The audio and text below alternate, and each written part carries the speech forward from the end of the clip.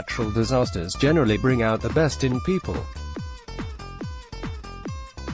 It brings them together in a spirit of common cause without regard to race, color, creed, or national origin, unless the person at risk is a well-known conservative, and the other person swings to the left. That fact was brought home with Hurricane Dorian approaching Florida's east coast, expecting to make landfall sometime late Sunday or early Monday. While Floridians are busy collecting supplies or making plans to escape Dorian's path, and others are sending thoughts and prayers, some are using the impending storm to wish doom on President Donald Trump. Canadian lawyer and politician Kim Campbell, who was the Canadian Prime Minister for less than 5 months in 1993, noticed that Dorian's projected track appeared to be close to Palm Beach and replied, "I'm rooting for a direct hit on Mar-a-Lago." Mar-a-Lago is the Palm Beach private club owned by the president. When he purchased the palatial estate, he shocked Palm Beach society by making club membership available to everyone: blacks, Jews, Latinos. It made no difference. But Trump's name attached to the estate was all that mattered to the left.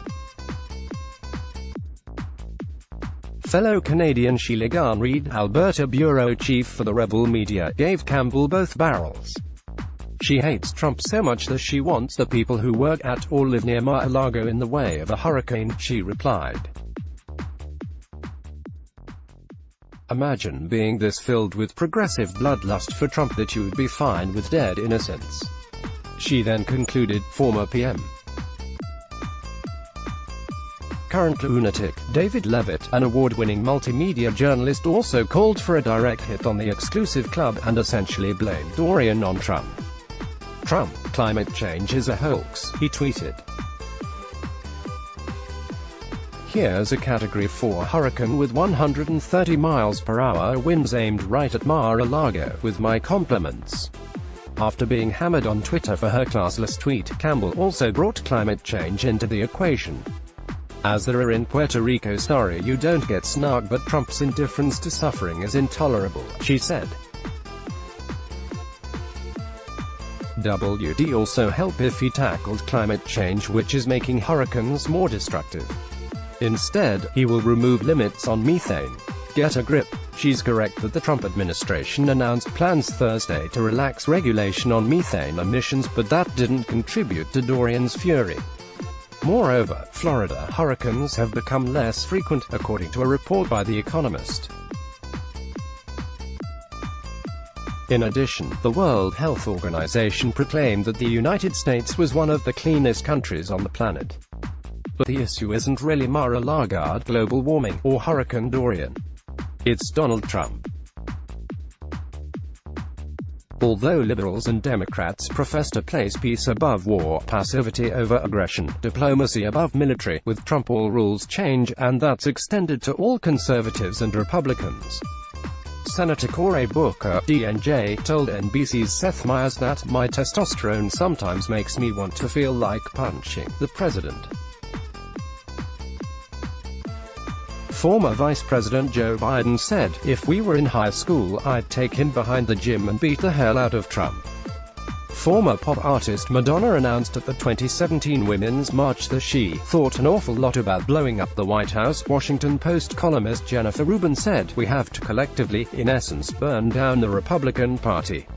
The late actor Peter Fonda suggested that someone ripped the president's son, then 11-year-old Barron, from his mother's arms and put him in a cage with pedophiles. Actor Robert De Niro called the president a punk and an idiot, and added, "I'd like to punch him in the face." Actor Johnny Depp asked a cheering crowd, "When was the last time an actor assassinated a president?" Comedian Kathy Griffin published a photo of her holding a facsimile of the president's bloody, severed head. Rapper Snoop Dogg has published several mock Trump assassination videos, as well as an album cover featuring a Trump corpse. There's no question that Trump's rhetoric can be incendiary, his tweets divisive. Accordingly, he's often his own worst enemy. Although the president has accomplished much during his short tenure, he could have done much more had he practiced diplomacy. But the rhetoric is nothing as compared to what he gets in return. I didn't care for Barack Obama at all as a president, but I never wished him harmed or dead, or for anything to happen to his wife or children. And more than that, natural disasters should bring us together as a people, including those of opposing political views, not tear us apart. Michael Dorstevitz is a retired lawyer and has been a frequent contributor to BusyPack Review and Liberty Unyielding. He is also a former U.S. Merchant Marine officer and an enthusiastic Second Amendment supporter who can often be found honing his skills at the range. To read more of his reports, click here now. Let's blog ads. Why?